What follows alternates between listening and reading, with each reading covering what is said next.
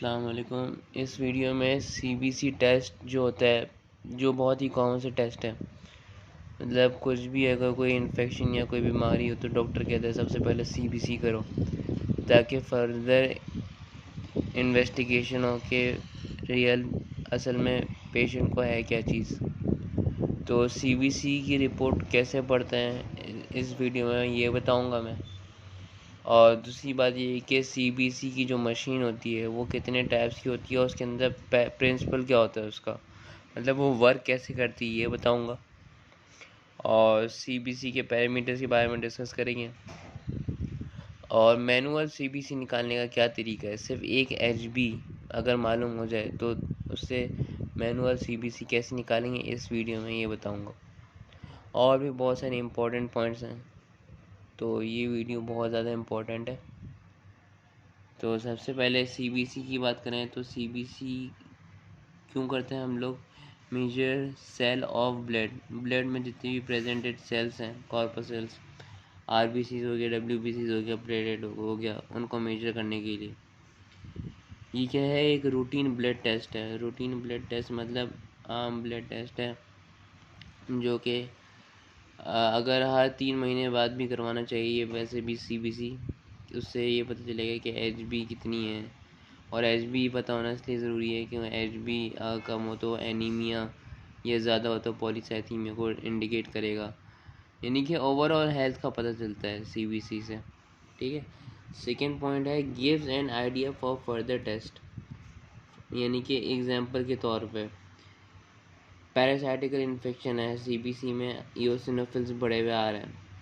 पैरासाइटिकल infection में eosinophils बढ़े हुए आते हैं तो फर्दर, लेकिन उससे ये कि कंफर्मेशन नहीं होती है कि वो पैरासाइटिक इन्फेक्शन ही है, क्योंकि कैंसर के केस में भी और माइनर इन्फेक्शन के केस में भी इओसिनोफिल्स बढ़ जाते हैं। तो फर्दर टेस्ट क्या होगा? अगर इओसिनोफिल बढ़े हुए और डॉक्टर को लग रहा है पैरासाइटिक इन्फेक्शन है तो फर्दर टेस्ट होगा आईजीई और आईजीजी टेस्ट।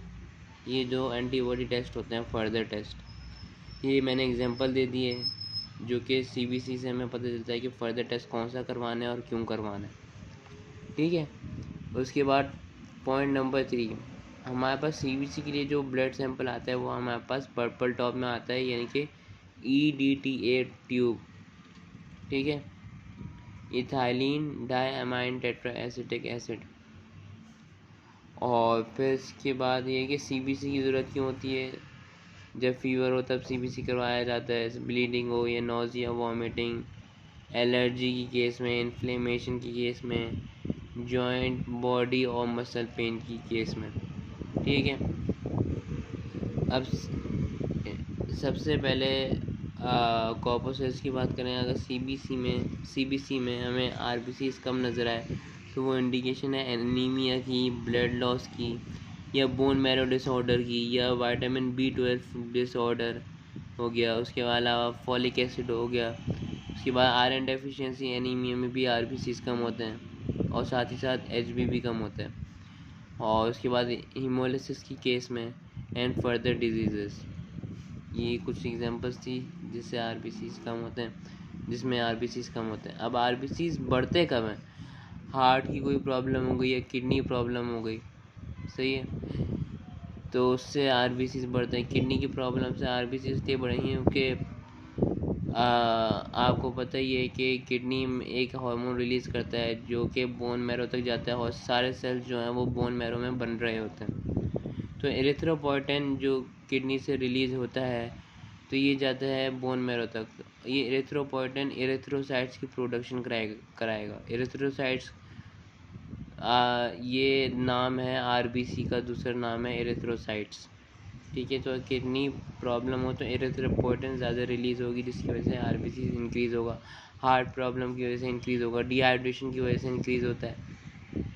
डिहाइड्रेशन की वजह से क्यों इंक्रीज़ होता है? क्योंकि अगर आरबीसीज में एचबी होता है, सही है, तो एचबी जब आरबीसीज डिहाइड्रेशन में जब जाहिर सी बात है डिहाइड्रेशन क्यों होती है कि एचबी कम है, सही है, और जो कि एचबी क्या करता है? ऑक्सीजन को ट्रांसपोर्ट करता है। जब एचबी ही कम है तो क्या होगा, बॉडी बोन मैरो क्या करेगा, आरबीसी को बहुत तेज़ी से बढ़ाएगा। सही, तो डिहाइड्रेशन के केस में भी आरबीसी बढ़ जाते हैं।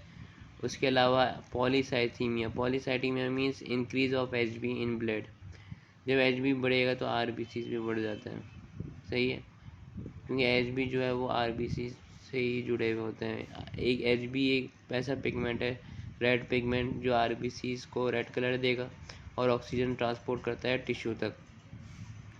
उसके अलावा WBCs की बात करें तो WBCs लो कब होते हैं, लिवर डैमेज, सीवियर इन्फेक्शन और ऑटो इम्यून डिजीज़ हो गया, बोन मैरो डिसफंक्शन हो गया या एबनॉर्मेलिटी हो गई। और हाई किस केस में होंगे, इन्फेक्शियस डिजीज़ के केस में, टिश्यू डैमेज हो गया, ल्यूकीमिया की केस में। सही है, और यूज़ ऑफ स्टेरॉइड्स। ठीक है, अब अगला आता है हमारे पास एचबी लो कब होता है, anaemia, trauma, surgery, vitamin B12, iron deficiency. तकरीबन आरबीसीज की तरह ही हैं। लिवर डैमेज हो गया, एनीमिया हो गया, ब्लड लॉस हो गया, bone marrow, vitamin B12, folic acid, iron deficiency. ये इसकी सेम क्यों है तकरीबन, क्योंकि एचबी जो है वो आरबीसी में ही होते हैं। उसके बाद एचबी हाई कब होगा, पॉलीसाइथीमिया या हाइपोक्सिया की केस में। सही, यहाँ कॉमन आना चाहिए था, ये दो अलग अलग चीज़ें हैं। Polycythaemia means increase of HB, hypoxia मतलब ऑक्सीजन एक्स्ट्रा, मतलब कि ऑक्सीजन की कमी। आगे हमारे पास आता है प्लेटलेट। सही है, जिसे हम लोग थ्रोम्बोसाइट्स भी कहते हैं। तो लो जब होता है तो थ्रोम्बोसाइटोपिनिया कहलाता है ये। सही है, अच्छा, जैसे प्लेटलेट का है वैसे ही WBCs का है। WBCs को ल्यूकोसाइट्स कहते हैं ना, तो जब WBCs इंक्रीज होंगे तो उसे कहते हैं ल्यूकोसाइटोसिस, जब डिक्रीज होंगे तो क्या कहेंगे उसे, ल्यूकोपीनिया। ठीक है, अब इसी तरह प्लेटलेट में हम लो जब होते हैं प्लेटलेट तो उसे कहते हैं थ्रोम्बोसाइटोपिनिया। सही है, अक्सर आप देखे होंगे कि जब CBC की रिपोर्ट आती है इस तरह की टर्मिनोलॉजीज यूज़ होती हैं। वो ल्यूकोसाइटोसिस यानी कि increase of WBC, leucopenia decrease of WBC हो गया। सही है, और थ्रोम्बोसाइटोपिनिया यानी कि डिक्रीज ऑफ थ्रोम्बोसाइट्स या थ्रोम्बोसाइटोसिस, इंक्रीज ऑफ प्लेटलेट को कहते हैं थ्रोम्बोसाइटोसिस। तो थ्रोम्बोसाइटोपिनिया किस केस में हो गया, इन्फेक्शन हो गया, कीमोथेरेपी हो गया, बोन मैरो डेफिशिएंसी हो गया और प्रेगनेंसी के केस में। उसके अलावा आता है प्लेटलेट इंक्रीज कब होगा, यानी कि थ्रोम्बोसाइटोसिस कब होगी, आयरन डेफिशिएंसी एनीमिया में, हीमोलिटिक एनीमिया में, आयरन डेफिशिएंसी एनीमिया में, कैंसर में और इन्फेक्शंस में भी प्लेटलेट बढ़ जाता है। उसके बाद बात करते हैं PCV और SCT। ये दोनों एक ही चीज़ है। PCV स्टैंड्स फॉर पैक्सियल वॉल्यूम और SCT मतलब हेमाटोक्रेट, दोनों के मायने एक ही हैं। Percentage of red cell in total blood volume, यानी कि पेशेंट में जो टोटल ब्लड वॉल्यूम है उसमें जो RBC की परसेंटेज है उसे कहते हैं PCV और SCT। ये CBC में आपने पैरामीटर देखा हो, तो इसका मतलब ये है। ठीक है, उसके अलावा कुछ इंपॉर्टेंट पॉइंट्स की अगर बात करें तो हम यहाँ पे क्या आता है हमारे पास, MCV, MCH, HB और RBC, ये चारों पैरामीटर जो हैं वो एनीमिया की डिटेक्शन के लिए यूज़ होती है। अच्छा, HB एनीमिया की डिटेक्शन के लिए, जैसे कि एनीमिया की डेफिनेशन है डिक्रीज ऑफ HB ना, तो HB जब कम होगा तो RBC भी कम होगा, क्योंकि HB होता ही RBC में। सही है, तो MCV और MCH क्या है, सवाल ये। MCV मतलब मीन सेल वॉल्यूम, MCH मतलब मीन सेल हीमोग्लोब्यूलिन। ठीक है, तो मीन सेल वॉल्यूम भी कम हो जाता है, छोटा हो जाता है। और MCH अगर ये छोटा हुआ, ये मतलब ये MCH MCV मतलब एनीमिया की फर्दर टाइप्स को डिस्क्राइब करेंगे। ठीक है, जैसे कि MCV अगर मीन सेल वॉल्यूम यानी कि सेल का जो वॉल्यूम है वो अगर छोटा हो तो वो माइक्रोसिटिक एनीमिया कहलाएगा, बड़ा हो तो मैक्रोसिटिक एनीमिया कहलाएगा। इसी तरह अगर MCH यानी कि मीन सेल हीमोग्लोब्यूलिन, हीमोग्लोबिन मैंने कहा था कि पिगमेंट होता है जो कि रेड पिगमेंट जो RBC को कलर देगा और टिश्यू तक ऑक्सीजन पहुंचाता है। तो मीन सेल हीमोग्लोबिन जो है अगर HB कम हो, यानी कि MCH कम हो, यानी कि इंडिकेट किसकी चीज़ की है कि HB कम है, सही है, तो हाइपोक्रोमिक एनीमिया कहलाता है वो। हाइपो मीन्स कम और क्रोमिक मतलब ग्रीक वर्ड है, क्रोमिक मतलब कलर को कहते हैं। तो हाइपोक्रोमिक एनीमिया होगा अगर MCH कम हो, सही है, और MCH अगर ज़्यादा हो तो हाइपरक्रोमिक एनीमिया होता है, सही है। अब एग्जांपल के तौर पे MCV कम है और MCH भी कम है तो क्या कहलाएगा, माइक्रोसिटिक हाइपोक्रोमिक एनीमिया, ठीक है। इस तरह की टर्मिनोलॉजी जो है वो CBC रिपोर्ट में आखिर में मतलब कि जैसे CBC रिपोर्ट आती है तो एज ए कमेंट्स हीमाटोलॉजिस्ट जो है वो नीचे लिख देता है, तो ये चीज़ें मालूम होनी चाहिए। पॉइंट नंबर 2 है फॉर WBCs। ये अब बात कर रहे हैं टर्मिनोलॉजीज की, सही है। WBCs के लिए पीनिया और फीलिया यूज़ होता है, ठीक है। जैसे कि पीनिया और फीलिया दोनों का मतलब होता है कम, सही है। WBCs के टाइप्स जैसे कि हमें पता है कि WBCs की जो क्लासिफिकेशन है ग्रैन्युलोसाइट है और एक ग्रैन्युलोसाइट, ठीक है। ग्रैन्युलोसाइट जो है हमारे पास वो क्या है, बेसोफिल, इओसिनोफिल, न्यूट्रोफिल, और एक ग्रैन्युलोसाइट जो है हमारे पास वो है मोनोसाइट और लिम्फोसाइट।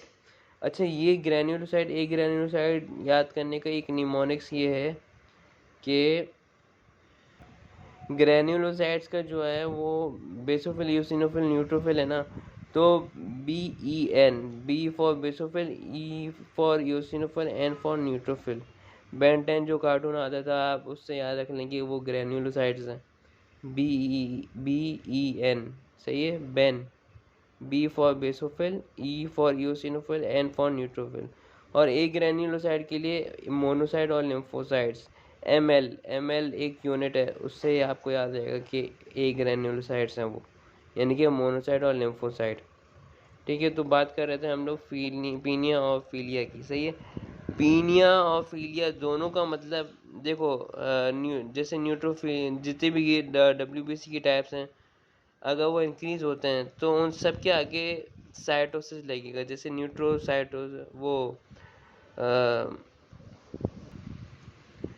जैसे कि न्यूट्रोसाइटोसिस हो गया, ठीक है, ल्यूकोसाइटोसिस हो गया, ठीक है, यानी कि जो जो चीज़ें इंक्रीज होगी उनके आगे साइटोसिस लगेगा।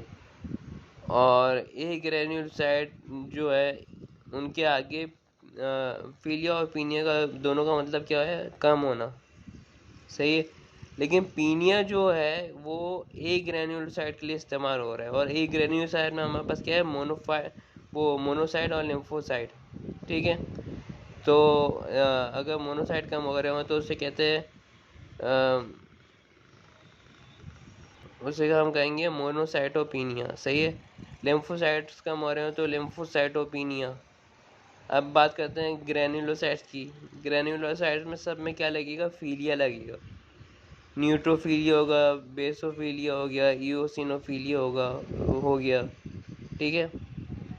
और इंक्रीज ऑफ WBC इसको क्या कहेंगे, मतलब कोई भी WBC की कोई भी टाइप हो तो आखिर में क्या लगेगा, साइटोसिस, न्यूट्रोसाइटोसिस, बेसोसाइटोसिस, सही है। अब आगे है RBC साइज। अच्छा, एक और इम्पोर्टेंट पॉइंट ये कि अगर CBC में MCV नहीं आ रहा, यानी कि RBC की मीन सेल वॉल्यूम नहीं आ रही। अच्छा, mean cell volume, mean cell haemoglobin यहाँ दोनों RBC से इंडिकेटेड है। अगर इन केस MCV नहीं आ रहा, एरर आ रहा है, तो आप माइक्रोस्कोप में RBC का साइज देख सकते हैं, यानी कि मीन सेल वॉल्यूम देख सकते हैं कि नॉर्मल है या एबनॉर्मल है। वो कैसे कि RBC का जो साइज़ है ना वो बराबर होता है लिम्फोसाइट के साइज से, ठीक है। अच्छा जी, ये तो मैं बता दिया था कि कौन सा WBC इंक्रीज़ या डिक्रीज़ होगा तो हम क्या क्या बोलेंगे, ठीक है। अब एलिवेटेड मतलब WBCs की बात करते हैं। अगर न्यूट्रोफिल बढ़े हुए हों तो वो क्या है, सबसे पहले ग्रेन्युलोसाइड की बात करते हैं, बेसोफिल, यूसिनोफिल, न्यूट्रोफिल। न्यूट्रोफिल बढ़े हुए हो किस केस में बढ़े हुए होते हैं? न्यूट्रोफिल बैक्टीरियल और फंगल और वायरल में बढ़ जाते हैं, लेकिन वायरल में बिल्कुल माइनर बढ़ते हैं, ठीक है। इसी तरह बेसोफिल हो गया, बेसोफिल कैंसर और एलर्जीज़ में बढ़ जाती हैं। यूसिनोफिल जो पैरासाइटिक इन्फेक्शन में बढ़ते हैं, कैंसर में बढ़ते हैं, ठीक है। इसी तरह अब बात करेंगे ए ग्रेन्युलोसाइड। लिम्फोसाइड जो है वो वायरल ट्यूमर में बढ़ता है, सही है।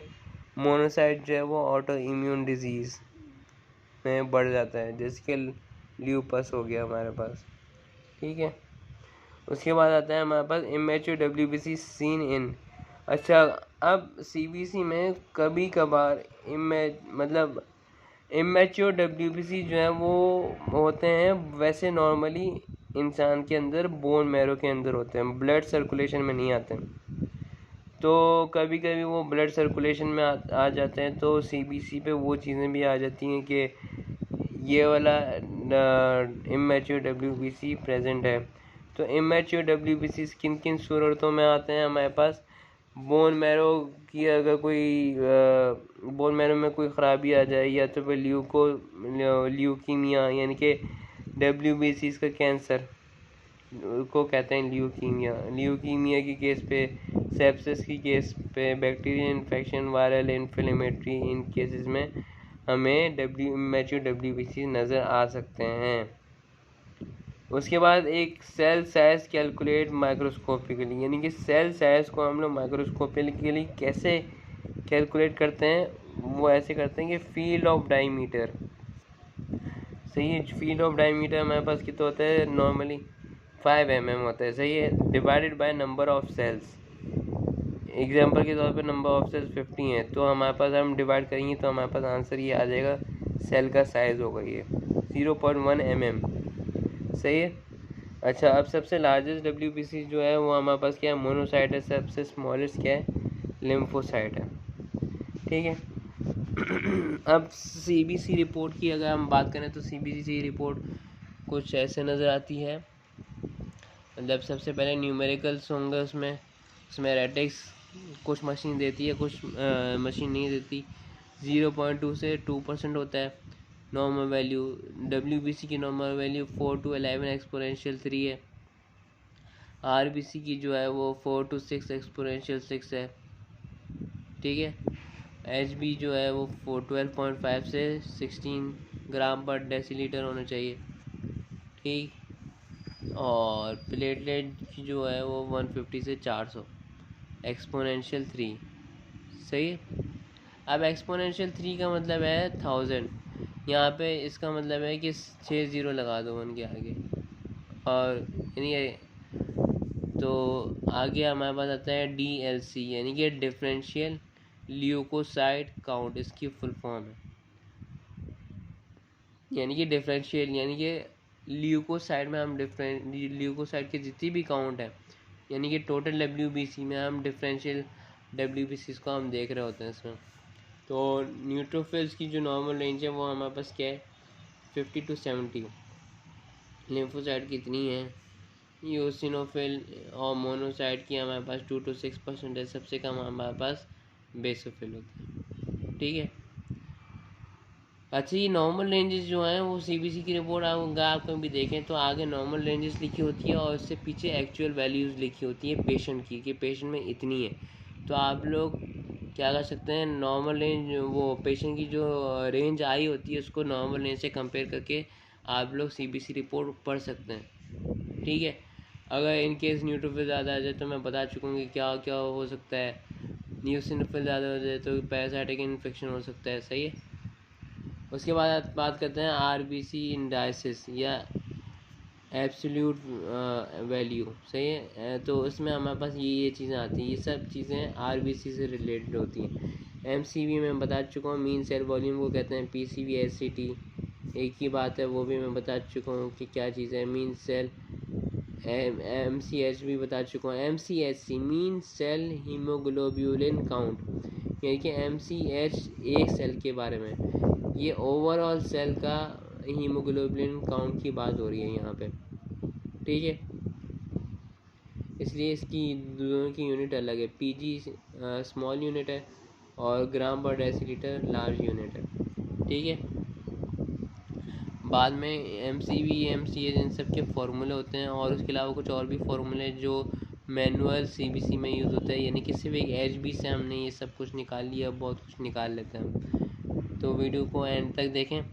उसके बाद CBC में एक और चीज़ का जिक्र होता है, एनिसोसाइटोसिस। ये कुछ टर्मिनोलॉजीज का जिक्र हो जाता है। एनिसोसाइटोसिस मतलब वेरिएशन इन साइज, यानी कि सेल की साइज में वेरिएशन आ रहा है। पोइकिलोसाइटोसिस मतलब शेप में चेंज आ रहा है। स्फीरोसाइट्स मतलब इस तरह के सेल्स नजर आ रहे हैं, यानी कि सेल की शेप में ही वेरिएशन है। टारगेट सेल मतलब इस तरह के सेल्स होते हैं, माइक्रोस्कोप में नज़र आ रहे होते हैं एबनॉर्मल केस में। उसके अलावा माइक्रोसाइट्स, मैक्रोसाइट्स, फ्रेगमेंटेड RBCs ऐसे होते हैं। फ्रेगमेंटेड RBC, माइक्रो मतलब छोटा, मैक्रो मतलब बड़ा, इस तरह के सेल्स नज़र आ रहे होते हैं, एबनॉर्मल टाइप के सेल्स ना।